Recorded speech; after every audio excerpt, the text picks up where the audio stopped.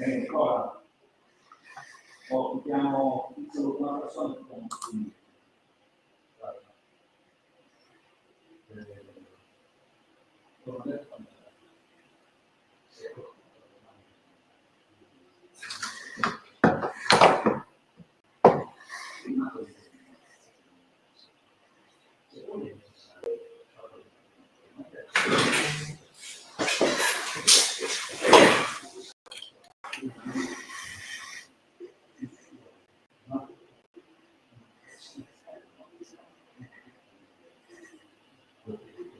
Hello, everyone.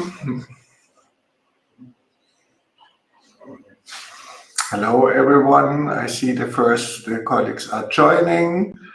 Welcome. I hope you can hear me. Let's just make a sound check.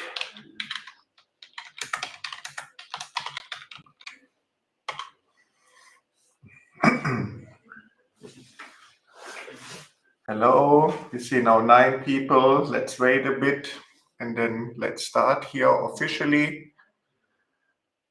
Thanks a lot. So my name is Matthias Leibrand. Thanks so much for being part of this invite today on LinkedIn. Hallo Elise, ça va? Hallo Herr Oehler, schön, dass Sie dabei sind. Hallo Mr. Reza aus Frankfurt.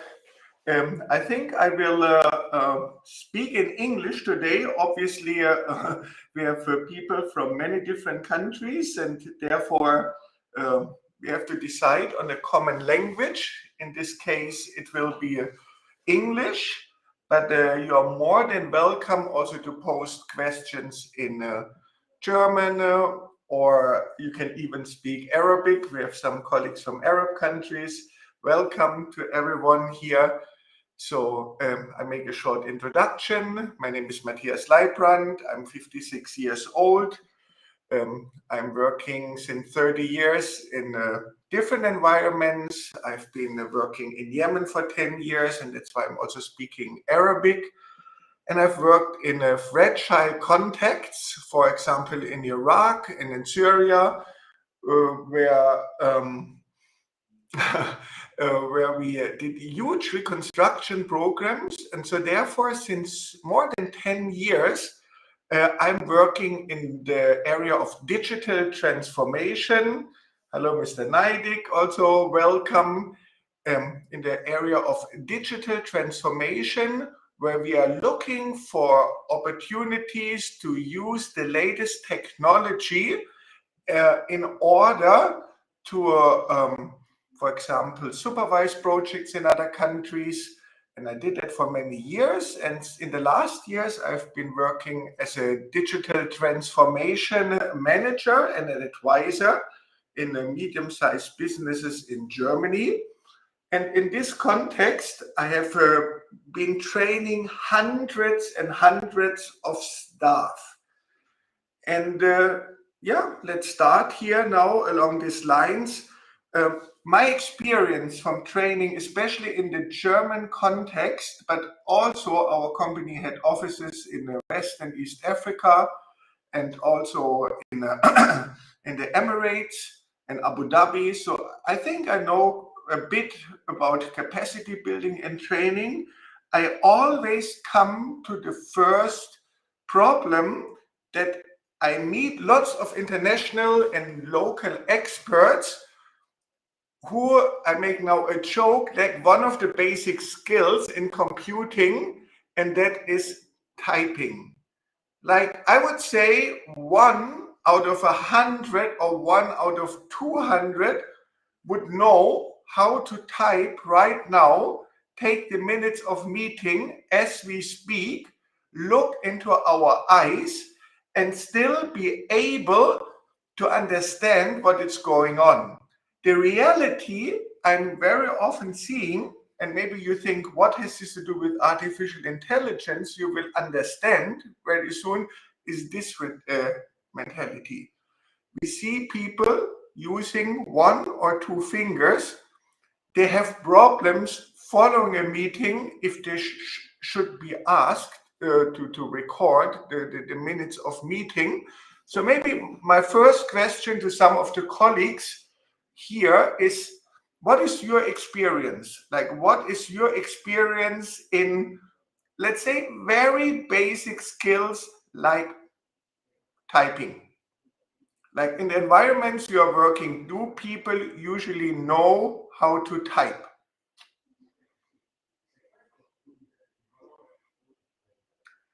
I see here Selena, I know her well. I see her Sabedin, and I see Mr. Neidig and Reza. Do people know how to type? Kindly give a comment here in the comment section and just write about your experiences along these lines.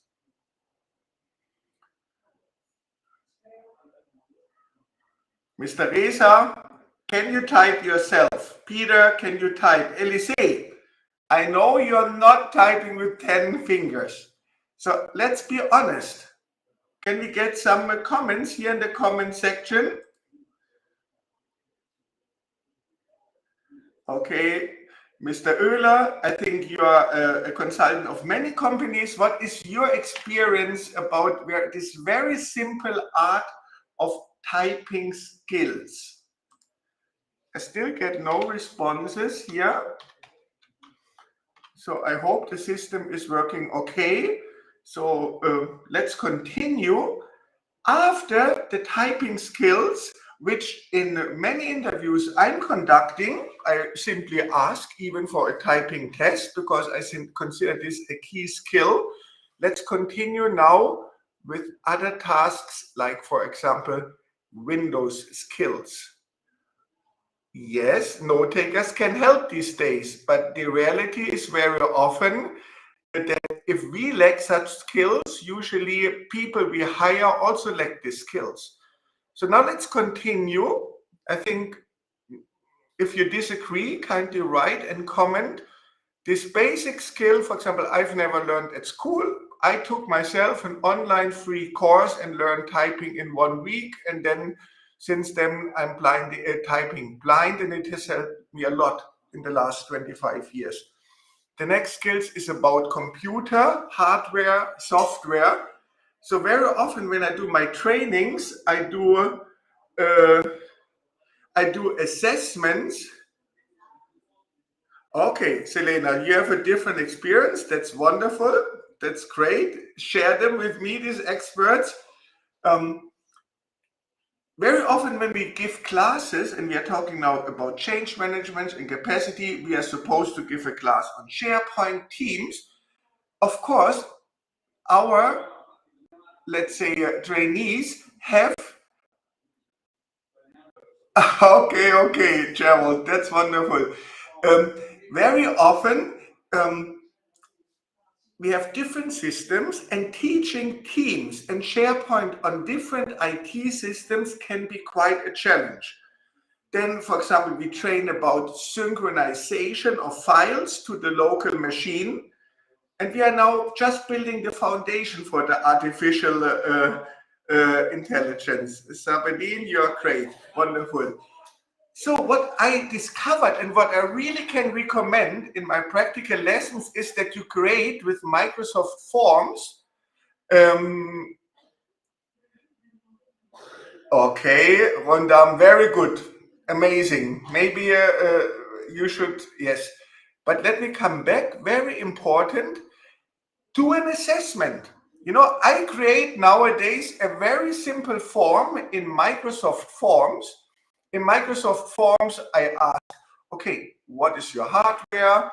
And then, of course, people don't know what hardware they have, what processor they have, what is your internet speed, what is like these parameters, what version of Office are you using? Do you use Microsoft 365, 216 to 19? Then how full is your computer? And what I felt in this getting this information, even to prepare for training classes, people again don't know. They simply, yes, okay, yes, no, but Swapnil, I don't agree.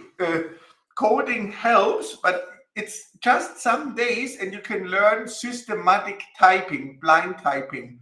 But coming back to the other point, if you do such a form, you have to assist the people even with little YouTube links so that they can even find out about their hard drive, how big it is, how full it is. All this kind of information is not already available.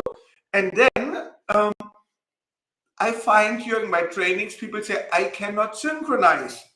Then I have a group of 10 people sitting in class with me. And then all people have to wait. We have to figure out the problem of the one specific computer. Some minutes later, I find out the hard drive is full. So, or the microphone is not working, or there are many other reasons. So I fully recommend you, before you go into any change management on the practical level with colleagues in IT, regardless of which field, get an assessment. Try to find out where they stand, what they know, if they know their hardware, and now we accelerate. A simple question: what Windows system are you using? Windows 11, yeah, or whatever, Windows 10. Most people, in my expertise, and this is training hundreds of people, I would say 80% don't even know 100% what Windows they use, and they don't know what Office package they use. So again, we have to build this foundation. And now slowly we start to come to the topic of, can we assume that people, now I describe a scenario, who don't know Microsoft Word well, how can we assume they know how to use Microsoft Copilot as integrated part of the new Microsoft Word? Obviously, in Microsoft Copilot, you are now able even to transcribe, to record a letter, to transcribe it, and then also use artificial intelligence to modify this text and to write it really perfectly. But what I also tried to write in the invitation is that if the people are not well prepared, and I'm checking here also on the other screen what is happening. So that if they are not well prepared, if they already feel insecure on the computer itself, if they feel insecure about their hardware, constantly it happens that people are frustrated with their setup. So what I'm seeing is they work partly in their offices, in their companies, then they take their computers home, they work in a private setting, then the parameters don't work anymore. And in many online meetings, I find, even during the trainings, that people are very frustrated about the hardware. Coming back to this key discussion points today. Addressing the issue of overworked staff lacking time for upskilling and adaptation to new technologies. Maybe I could have some responses here from the colleagues. How do you feel in your environment? Do people have time? Maybe again, Sabedin, or I know especially some colleagues from Gopa Infra or Gopa Intech, Selina, you are dealing with many experts around the world. Do they usually have the time to really learn features? Do they have the time to learn a new feature, like let's not work on email anymore, but let's work on Microsoft Teams SharePoint. Let's learn how to archive our files on SharePoint. Like, what is your, as practical experts, what is your feeling? Do experts have, number one, the time to learn something new? Are they willing to learn something new? And what stops colleagues from learning something new?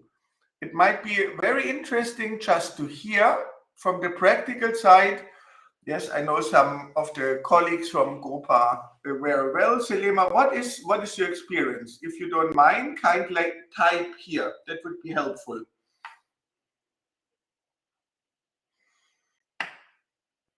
Okay, and others as well.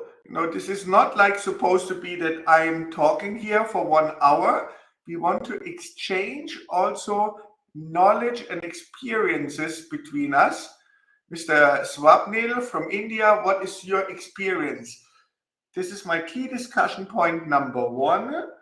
I put maybe all the points here, and then you see them all in front of you also again.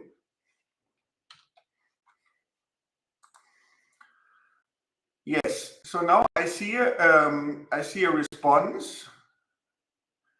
Okay, very good. Okay.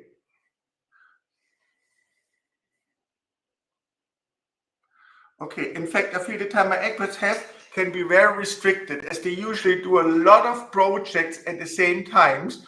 Perhaps they attend some online courses or online webinars. Exactly. So Selena, because I've been consulting your company for quite some time, yes, I would say there is a certain amount of especially younger colleagues who will take these courses themselves, who will go online, who will visit some online training courses, who learn with YouTube and so on. But I would say the vast majority is not having the time. So what I find very often is that the colleagues, they stick to systems which they are used, and that is normally email. Now comes the problem. I'm consulting companies, they are working on projects which are in multiple countries with up to 50, 100 people working on one project, working with the same documents. So now we even have the artificial intelligence layer on top of that, but it starts again. Imagine you have to write a proposal or a project report. You have 50 experts who should contribute. These experts are used to sending emails and storing files on their desktops. I exaggerate now, but that's very often the reality. Now we have a deadline to meet. Emails are going forward and backward. No one has the control who has the final version of the document. And out of a sudden, we have a severe chaos. And in this chaos, out of a sudden, no one knows anymore where the last version is of a document. Or out of a sudden, there are multiple last versions. Then there are office colleagues who try to fix this problem and then send again versions around. People working around the world, not all at the same time zone. Some open their emails, others don't open their emails. Again, another mess is created. So therefore, a simple thing like working on Teams and SharePoint. I've tried it for years in some settings, in some trainings. The problem there again is, let's assume again we have a team, 10, 20 people. Even if 15 of these colleagues are willing to work and learn and have learned how to work in such an environment, but there are some other colleagues who are not willing to work in such an environment, meaning they download the files from SharePoint to their desktop or to their download section, work offline, send it by email. Obviously, all the advanced features of Microsoft SharePoint with a versioning control or with a sign in, sign out with metadata is all destroyed. Every time we download a file to the local drive, we have a new version. Again, the emails is lost. So again, now we want to add another layer. We want to add the layer of artificial intelligence in teams of different disciplines in different countries, and it can become very, very complicated. And I feel that very often the overworking is the main part. I would say the overworking on the one hand side is the main part. So there is usually no free time. Some companies say, okay, we have a lifelong learning uh, attitude. We want to enable lifelong learning, but very often that is more of a metaphor than of reality, because the reality is that usually we don't have extra staff nowhere, but that everything is streamlined, and that having this extra time is rather rare. It usually does not happen. So therefore, again, I would say there is an issue along these lines. What can we do? What can be done to really reduce this overwork? Of course, this is now a big discussion point. I'm just going down and see some other comments. In my current job, we focus a lot on learning something new. Also, in my last job, we used to have separate courses to learn alongside. So, Mr. Taba, this is great. Maybe you could also state in which country you are working and how many working hours you have. Mr. Nafisi, my colleagues use Copilot to improve the clarity of the important official mails, but for me, it is more than this. I use Copilot for editing my codes or learning about improvement points in my codes. Very well posted and explained. I fully agree with you. And Sabedi Neha, you say something which is exactly true. You know, you say, okay, we are learning only if necessary. The nice way to put this would be to say we are doing just on time learning. Yeah, just on time learning. But very often this is different, you know, like we don't even know what is out there. And I feel, of course, I also do a lot of just in time learning, but there also needs to be official learning. So then, Reza, how can companies upskill employees without adding to their workload? I put this also up here. How can companies upskill employees without adding to their workload? This is a challenge for companies. Yes, Mr. Reza. And I guess you are the manager, as far as I know, of an important company involved also in artificial intelligence.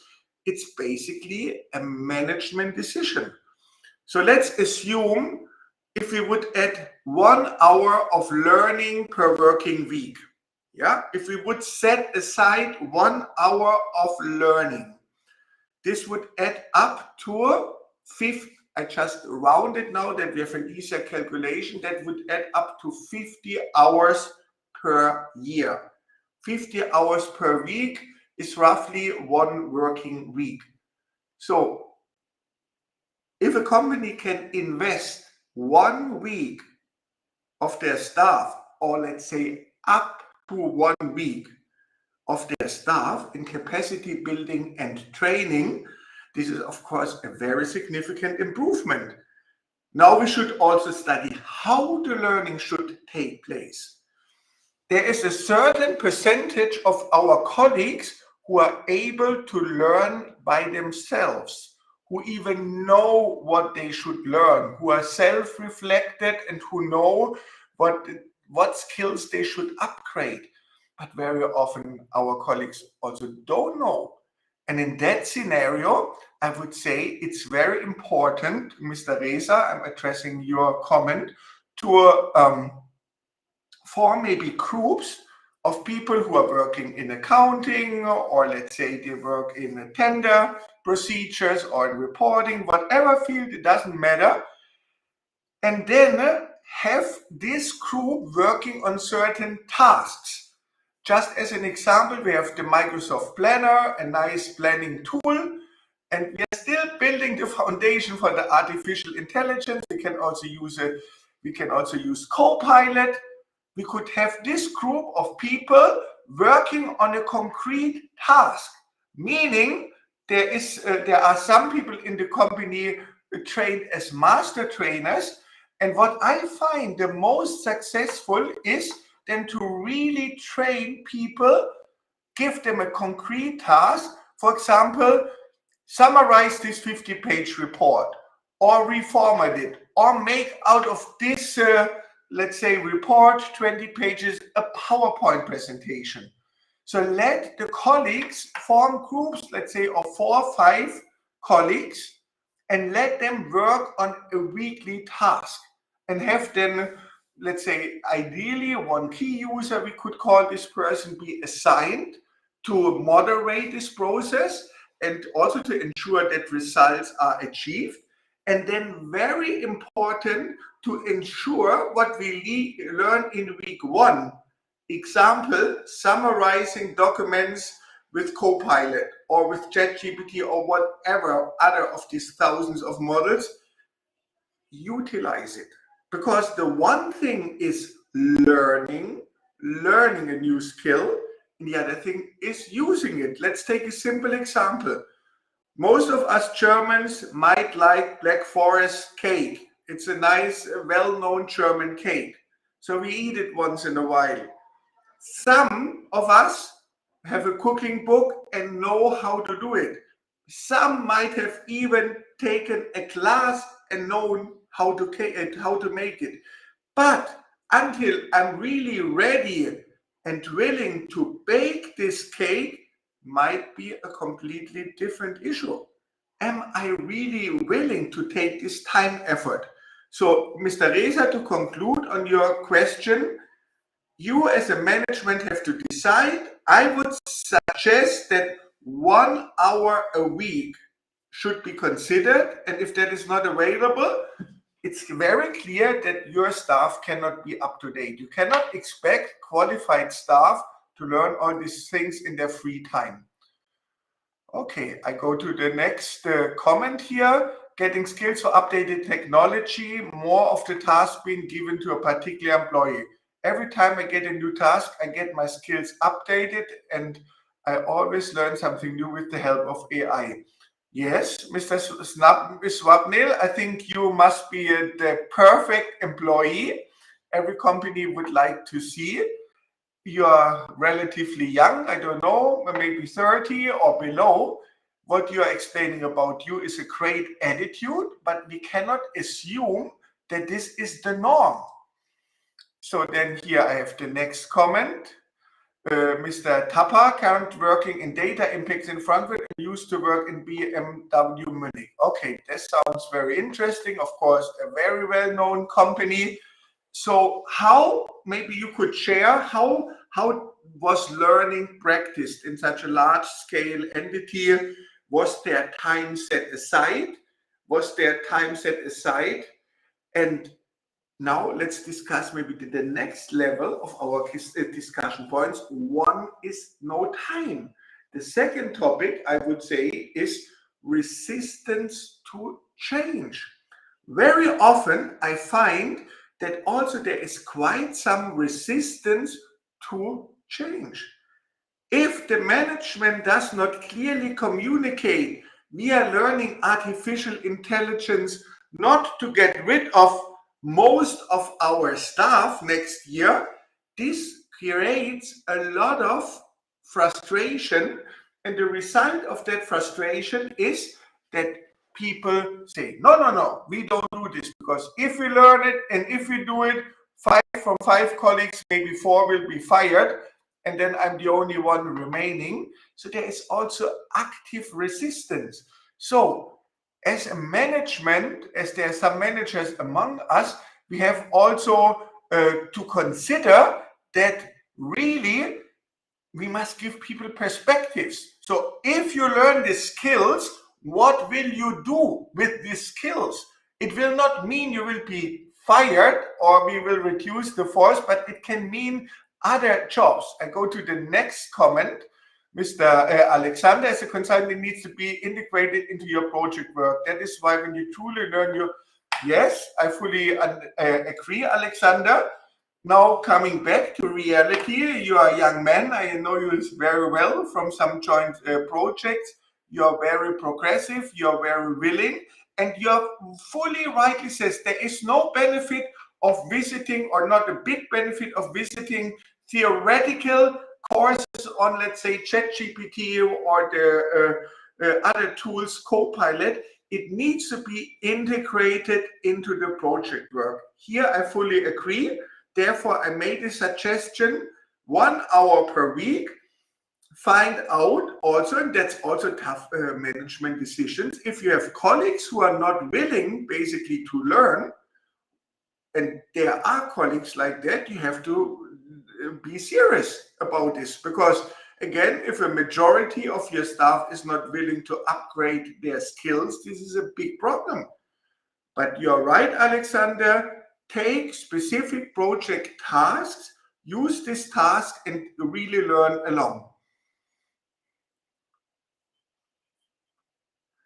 Yes, very good comment. I see here, Mr. Swapnil. One of the issues is also that people don't know how to start learning with artificial intelligence, just more focused to complete the task given only. And yes, this is fully right. I see this very often, that people contact me. I have this 50-page document. I need to summarize it.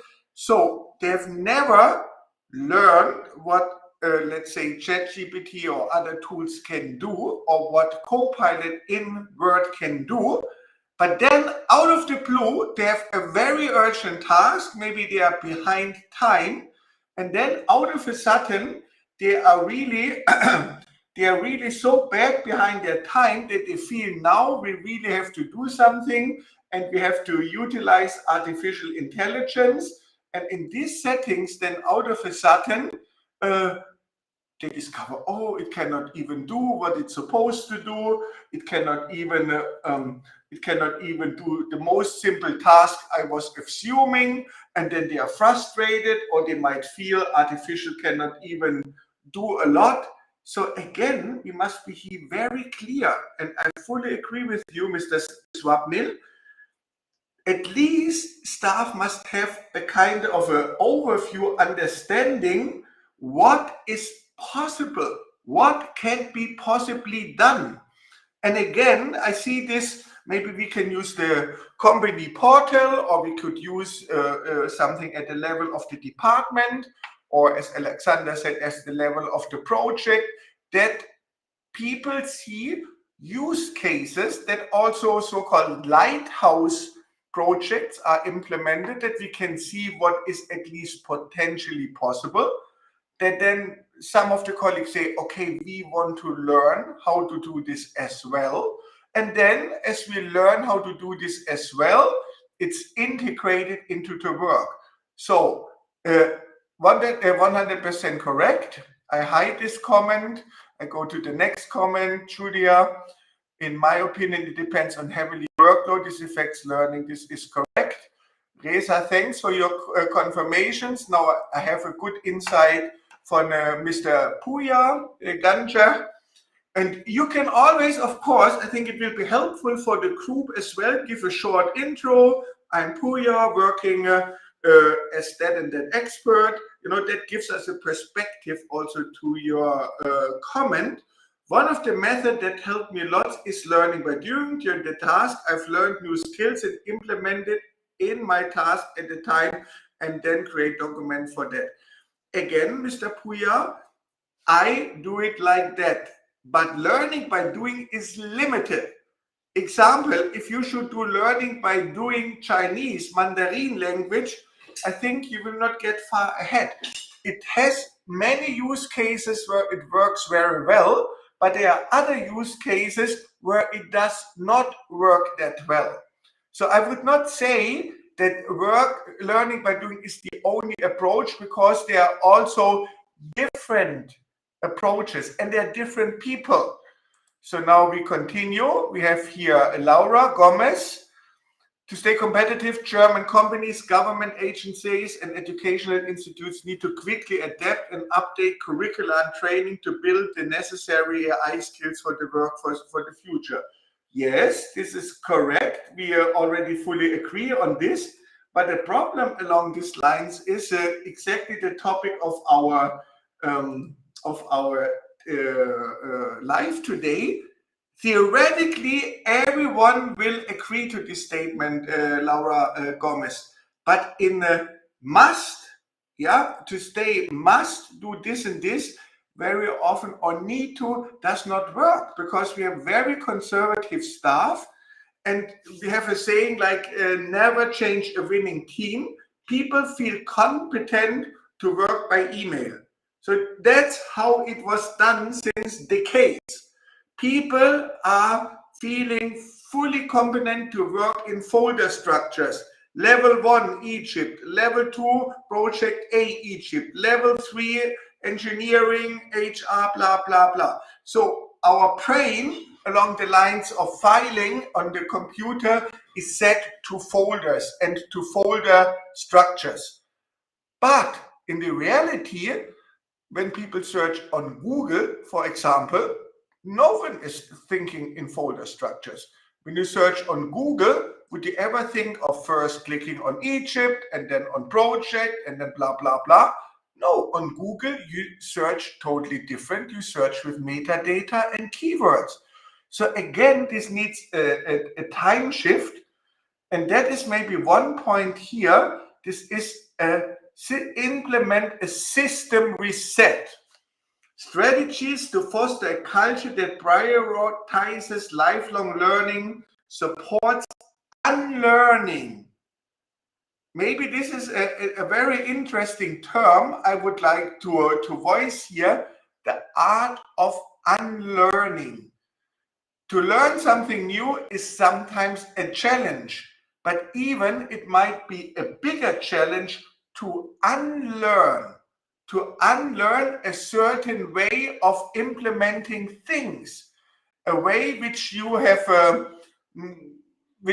been successfully doing for the last 20 years in your business, and out of a sudden a young man or young woman called Matthias or whoever comes and says this is all bullshit, let's do this more modern.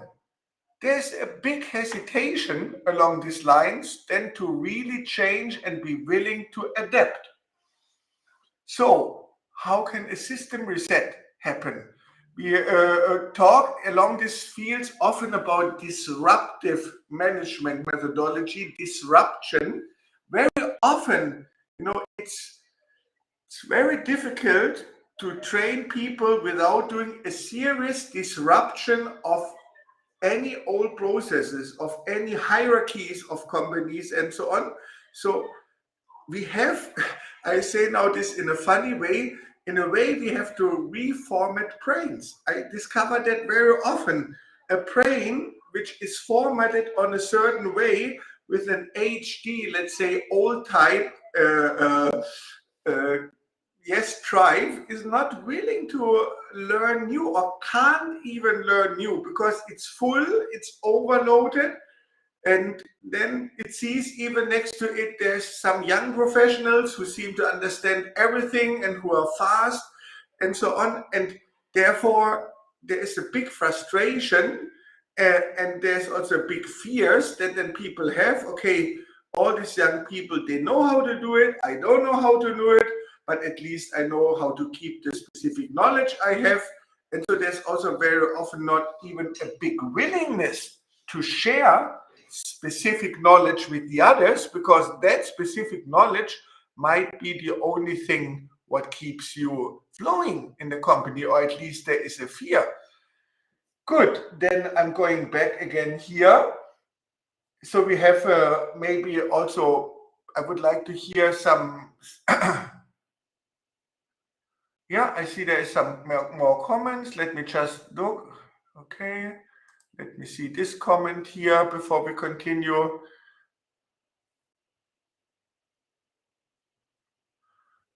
Yes, I guess the first step is to create a simple understanding about the capabilities of each AI, generally any tool. But after this primary understanding, the problem is that the change in this era is very fast. How we as employees could become more updated about a task which could be done more easily with AI. That's a very good insight, Mr. or Mrs. Nafisa. I'm sorry, I don't see a pic now. This is a very important statement.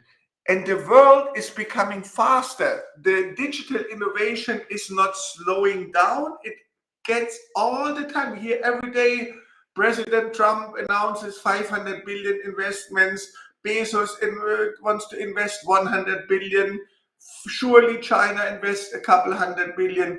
All this money will go into new systems, into new applications. It even will make people thinking, who are we? We cannot anymore compete. So therefore, you say the first task is to understanding about the capabilities of each AI tool. And that I would not agree to. There are so many tools out there which can do even similar tasks, which have maybe some pros and cons. There, I would suggest a serious company who wants to stay ahead needs to have someone as a digital transformation manager who helps with the management and IT department to select specific tools for specific tasks.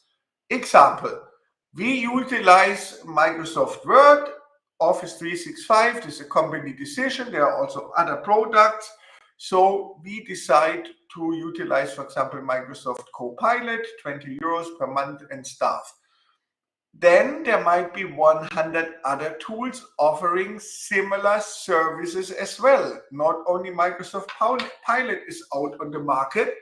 So then there should be, at least in the company environment, a management decision that for this specific task within the Microsoft world, Excel, PowerPoint, Word, blah, blah, blah, we utilize Copilot. This should not be left open. There should be, I would call it, work instructions or game rules, how we basically operate and what is the right tool for the specific task. I give you another more simple example. Let's say emails or internal communication on projects. So I would say if we try to use SharePoint and Teams correctly, we set up, for example, a project team. Let's say it doesn't matter any kind of team for a specific project. We add the colleagues to this team. As a company, it would be ideal then to have a channel, a standard channel structure, so that every project team is looking exactly the same, have a folder structure associated, metadata associated, and then people work in this structure. Then we need a management instruction, a work instruction that no one in this internal team is allowed to work by email. If we as a company decide that the way to go is for internal communication within our employee team, we file and store the files on SharePoint and we use the team channels which are created, then this must be the only way of communication. There are dozens of other ways, but they will not help us to make us more efficient. They make the opposite. I very often find in companies that they are using, for example, emails. Then they use, I see that even then they use something like Google. Then they use Teams. And then everyone is frustrated that no one knows where communication and where files are. And I find this not helpful. It's not helpful. So if the management gives a clear guidance in form of a work instruction or similar, it might be much easier, because then it's clear no emails will be accepted within the company. I have done this in an NGO which I was starting with 2,000 people. There was a management instruction that for internal communication we don't use emails. And that could be anything else. We use Copilot, artificial intelligence to rewrite our documents, any decision. So then some of the colleagues decided to still send me emails, and it was very easy. I just said and responded, I am not answering on email. Please direct to the channel. So what I try to say with this, the other extreme would be a management instruction. The management says, okay, all team works on Teams and channels and SharePoint, blah, blah, but they themselves continue to write emails. Again, of course, who leads leads. If the leader is not him, hers, itself doing whatever he orders the other people to do, again, it will not work. As a decision of Copilot, introduction of Copilot, introduction of ChatGPT, of 1,000 of these AI tools will not work if the management is not doing it itself. So actionable strategies is we need clear management decisions, but also the management itself must follow these management instructions.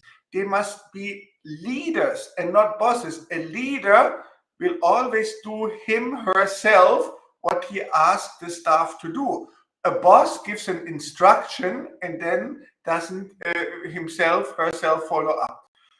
I see now some more questions. Swapnil, the government policy in AI workforce transformation, I would leave aside. That's maybe a different topic. Yes, there is Elysée, very good comment. This is, should we be moving towards AI ethics? Yes, of course, every company, I'm consulting Gopa Consulting Group, we have developed a policy paper, what is acceptable in this ethics. And just to take this as a brief, every company should consider that. They should also engage lawyers. That was done in some of the clients I was consulting with to make this very clear, what is acceptable, what is not acceptable, how this is also presented to the outside world. So therefore, you're fully right, Élysée. C'est très bien, j'ai compris ça. Moi, c'est très important. Je sais de Burkina Faso, et c'est correct, c'est très correct. Tout le monde, les AI ethics, c'est très important. I switch back to English. This should be covered and needs obviously a separate session and is an example of new job opportunities which were not out there until recently. Who was thinking about AI ethics 5 years ago? That word was probably not even known at that time. And therefore, it's a new field of work where we need people who specialize themselves.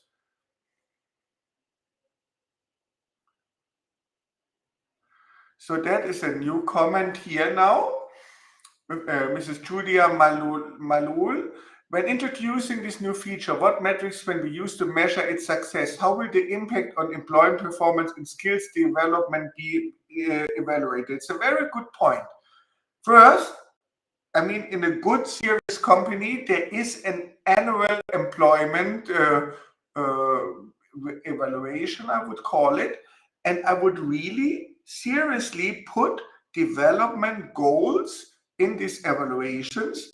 Is it development goals along the lines of what we started in the beginning, typing skills, or along the lines of learning Office, Windows, all foundational, then ChatGPT, then Copilot. This should be really put into a target for the next year. So let's say for the year 2025. Skill tests, there can be even very easy skill tests be done, like a baseline. What are the skills of Mrs. Malul, for example, at the beginning of the year? And what are the skills at the end of the year? So we can compare what has been achieved. And that brings us to a very important topic again. Obviously, if there is no compensation, if no one gives a gratitude for what is happening, for the advances happening, or even another fear I very often see in companies, that you really are more efficient and that workload is reduced, but then you just get extra tasks. Then the time is filled and the life might be even more stressful because now you are that staff who also even knows artificial intelligence quite well. And then you are even burdened of training, let's say, other colleagues or doing lots of other things. That might be very frustrating. So that's not motivating you to work extra if you or to learn extra. Very sorry. If then in the end it means that you have to work more for less, or it's decided that you are a master trainer now, that you should be in charge of training your colleagues. Again, if there's no benefit for you, neither extra, let's say, vacation days or some financial compensation, it might be that you're not that interested. Are there any other questions from the group? Kindly voice other questions from the group which we might address.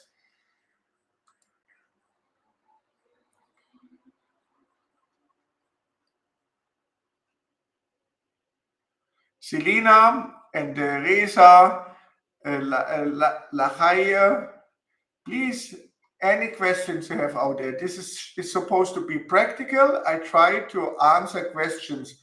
Mrs. Asma, Juma, Gerald, yes, Romdan, any questions out there, Swapnil?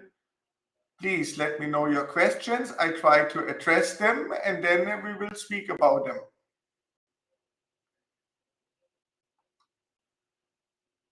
Yes. Alexander, any questions more from your side? You brought a very interesting point up there.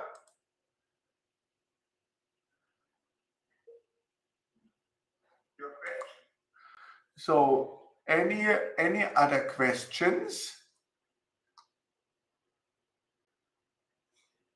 Okay, good. Now I see some questions coming up. I will show them. Okay, Swapnil, I'm currently a data impacts informally with Bosch. Bosch is, of course, an outstanding German company.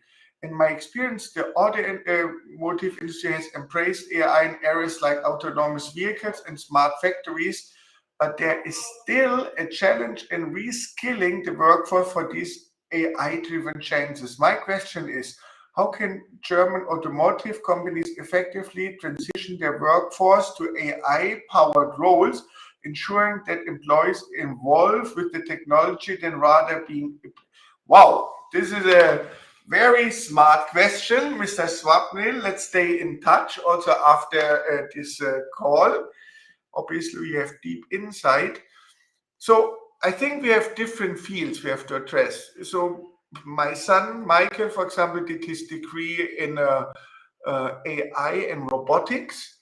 So where, of course, there's a clear replacement of staff, of workforce, which will happen if there's no diver anymore needed. But let's say a robot goes down and does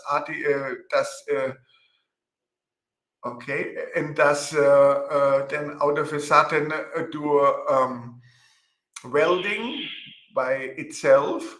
So I would say there will be workforce lost. But I just read some days ago, I read a deep survey that until now, AI, new jobs created were more than jobs lost. So I think we should not be too concerned, but as progressive companies, and I guess Data Impact is for sure a very progressive company, you can learn how to develop and even envision new professions. So what you are saying is, for example, the autonomous driving, this is only one side of the picture, but how is communication handled in such a company? How is communication handled? For example, ChatGPT, we utilize the knowledge available in the internet, online, but how is this done with the knowledge within a company? How can we, in a large-scale company like Bosch, I'm guessing every day 100 people are working on the same type of document in different ways, which they don't even know that 99 other staff are also working at the same time on such a document. So I will strongly recommend that we must address AI in the different departments, in the different skills. And then, as said, I would start slow, 1 hour a week. If we can build really a course for it, that for lifelong learning, it's really mandatory to spend 1 hour a week at least, and that's low in learning new skills, then this is already very helpful.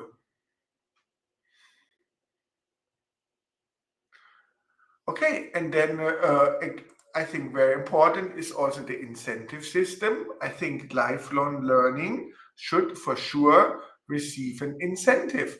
If I have to learn and no one is giving me a benefit for this learning, and that's now coming even more tragic. A benefit does not necessarily mean more money.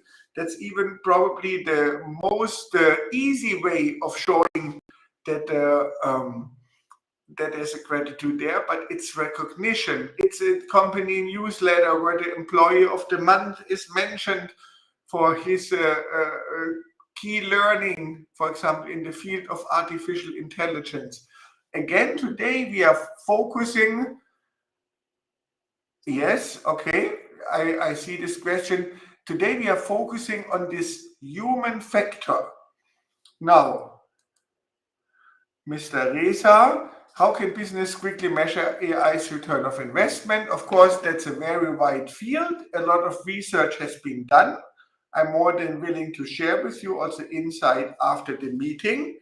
But I state something very simple. Just training staff well on Microsoft 365 enhances the capacity of companies by not the capacity, makes them 30% more efficient. We are talking now not advanced AI tools, we are talking the basics. And Mr. Reza, I would really suggest in your trainings and what you do is, how can we build a skyscraper, let's imagine in Dubai or wherever, with a weak foundation? I feel very often we are discussing the level 15 or the level 30 or the level 50 without considering to build a strong foundation. The strong foundation must be there, which is then able to carry different floors. And then, of course, the foundation is always the hardware, and it's the basic software, which is Windows on most computers, or Apple on the other side. And then after that comes, in all cases, or 90% of the cases, Office 365. So if any of these levels is weak, we have a problem.